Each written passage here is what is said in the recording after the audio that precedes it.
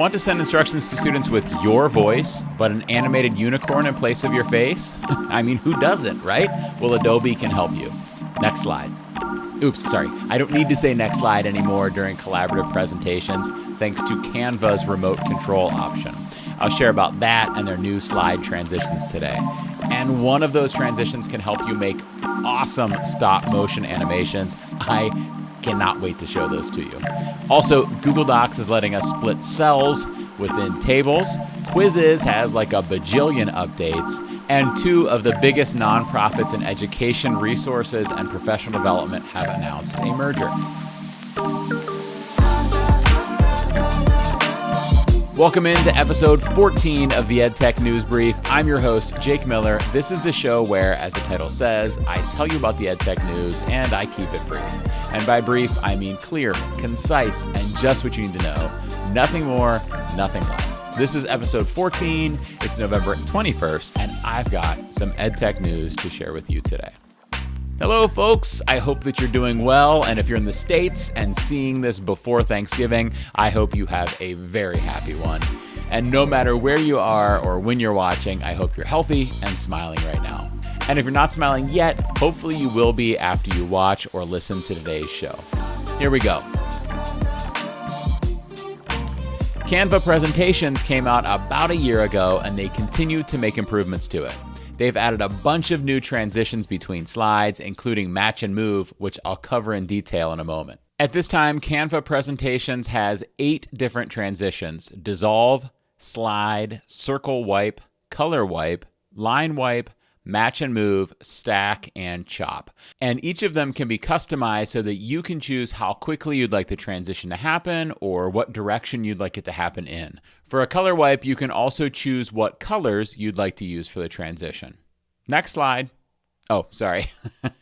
Canva has also added remote control, letting multiple presenters connect to a virtual clicker from any device to navigate and manage slides remotely or in person. So if you're in a room together, both presenters can click forward on a slide without standing at the front of the room. Or if you're using multiple devices, you could project from one and control the presentation maybe from the back of your classroom on the other one. And better yet, if you're co-presenting remotely, it no longer matters who is sharing their screen. This feature works on your phones as well, so you could present from your computer but control from your phone while you're moving around a room or a stage. And again, the big one to me is in those Zoom presentations. If I'm presenting along with somebody else and they're sharing their screen, I don't have to tell them next slide. I can control the transitions from my computer as long as they give me that URL. So while you're presenting, you click down in the bottom corner. There are 3 dots in the present mode, and one of them is remote control. It'll give you a link that you would then email to that person or airdrop to that person or however you want to get it to them. Then they would open up that link on whatever device they want to use, and they'd be able to control the presentation themselves.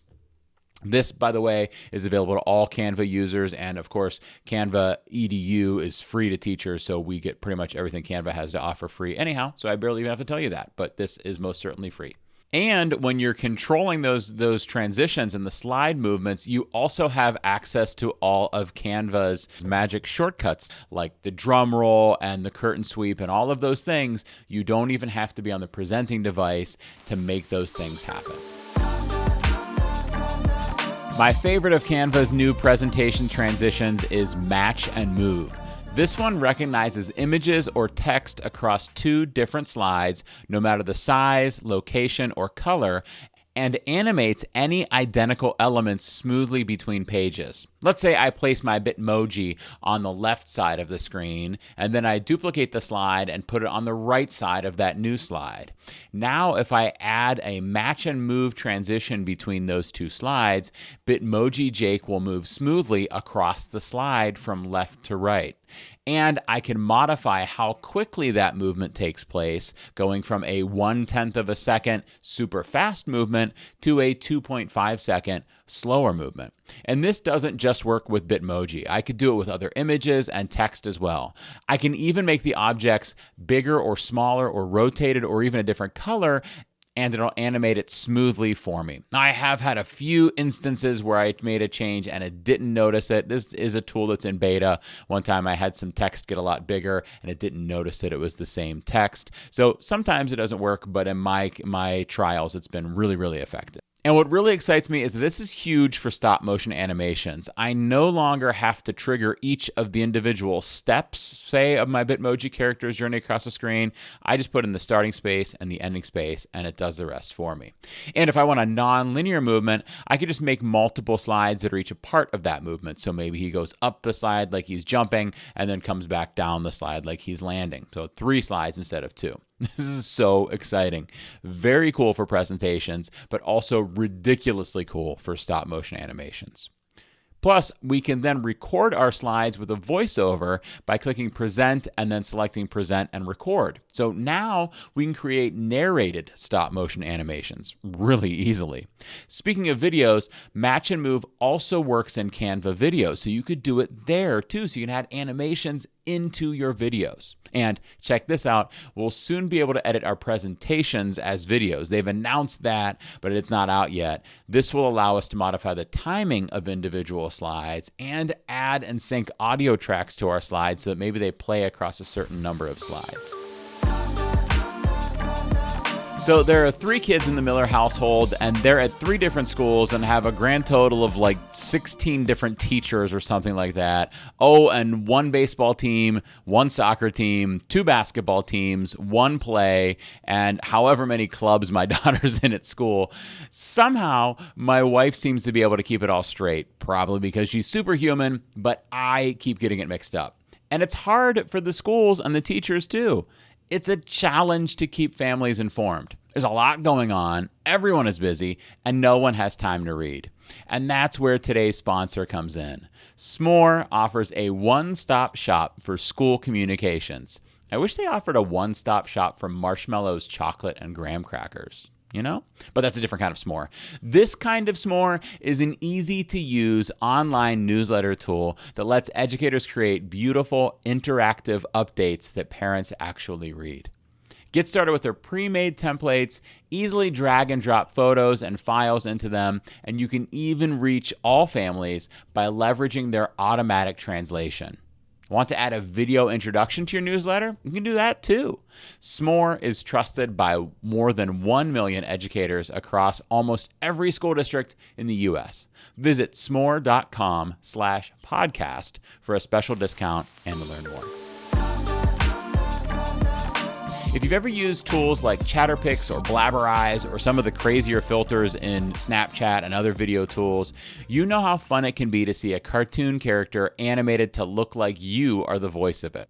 And if you're a teacher, which I assume you are, you probably also see potential for using this in your classroom with your students. Well, maybe not Snapchat. But you don't have to use Snapchat because Adobe Express is making this idea super easy with their new Animate from Audio tool. It just takes 4 steps. First, select one of the available characters. There are 38 or so available. I am partial to Steve. I'm not sure what Steve is, but I like his mustache. Once you have your character, you can choose from a variety of backgrounds. You can even select a green background so that you can cut the background out in your video editing app. You can also choose a variety of dimensions organized by different platforms, like, for example, Instagram. And then once you have everything all set up, you'll need some audio. You can either upload an audio file or record it right there. Your audio file limit is 2 minutes, and once you're done, you could trim the beginning or the end of that audio off. Then you're ready to export it. By the way, if something's wrong, you can now go back into the editor to say change the character or change the background or change those dimensions without losing your audio, and then you can export it. This is a free feature available from Adobe Express. If you're like me, you can hack Google Docs to do almost everything that it should do but doesn't do. That includes, or did include, making a table that has a variable number of cells in each row. Let's say you have a rubric where most rows require just 2 options, 0 points or 1 point.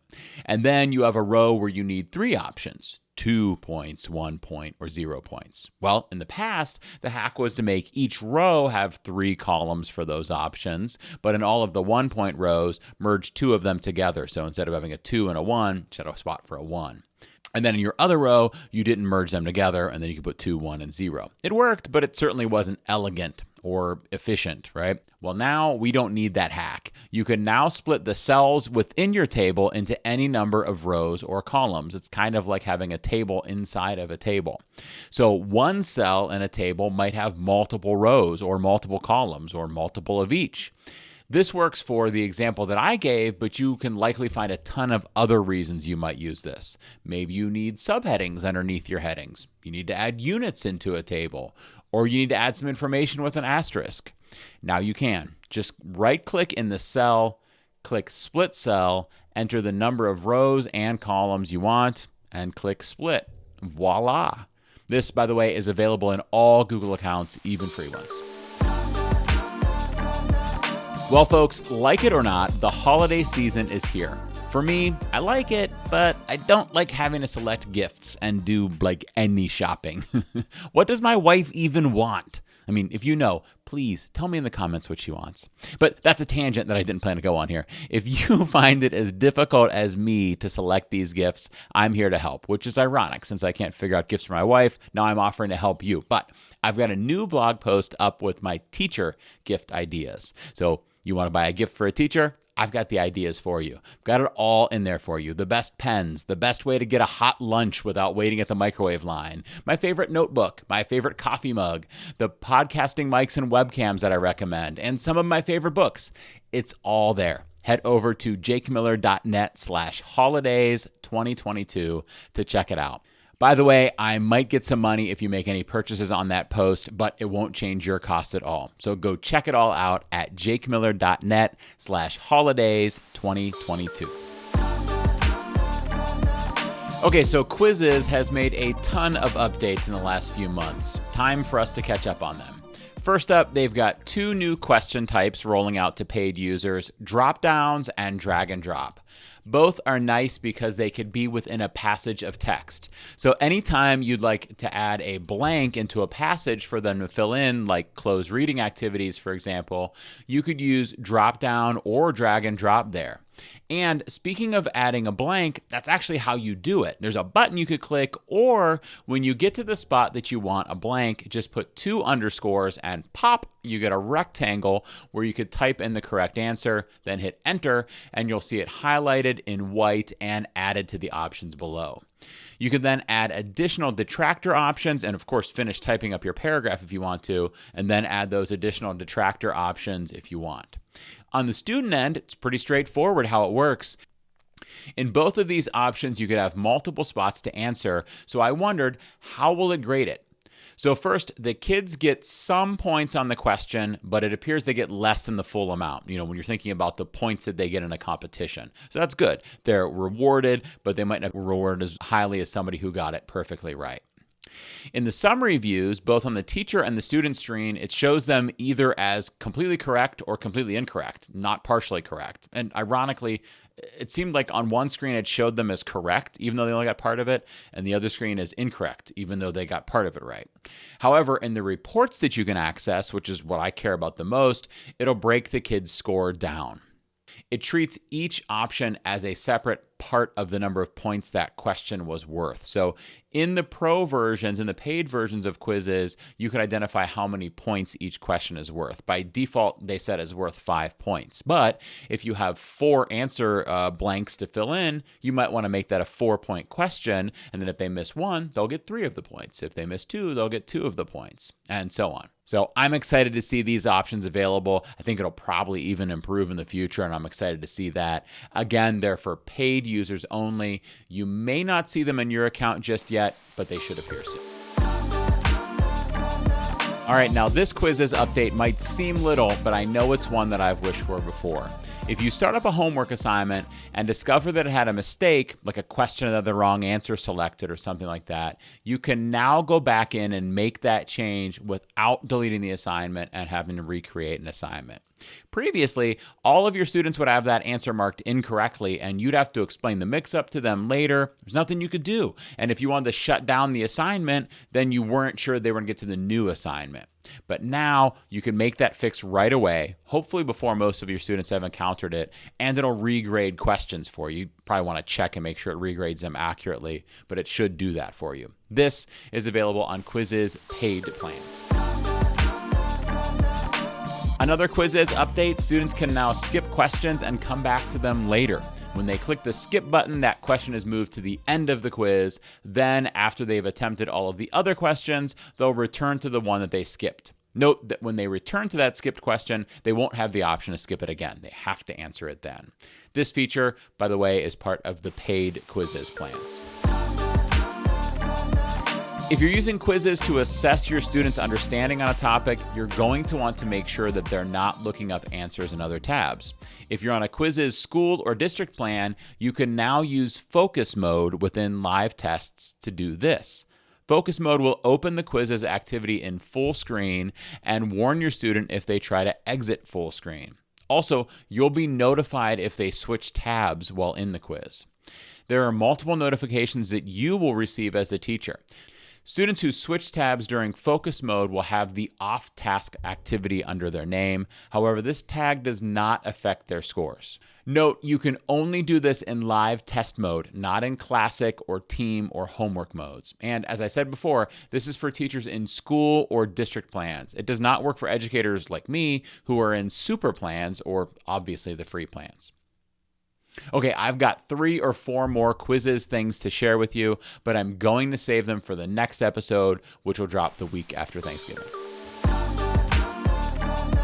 Hey, don't forget, if you're watching in YouTube, click the thumbs up to tell me thanks, click subscribe, and ring that notifications bell so you don't miss new episodes.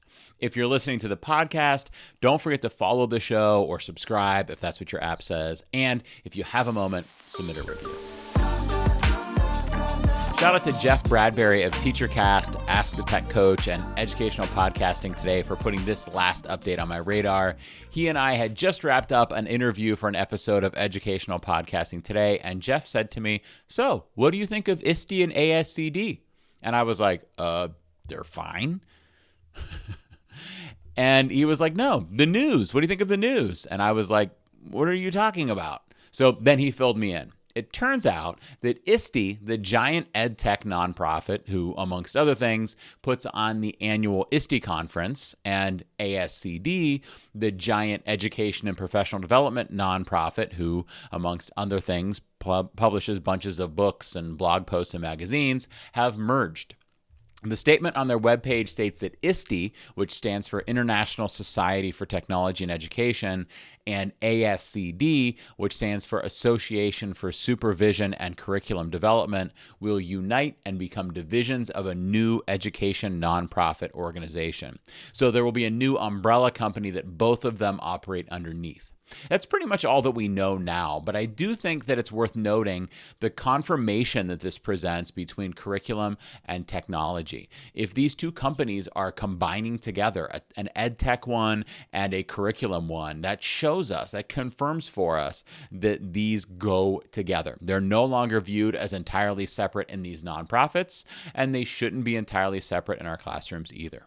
This was finalized, by the way, on November 14th with an ASCD member vote, and it will take effect in January.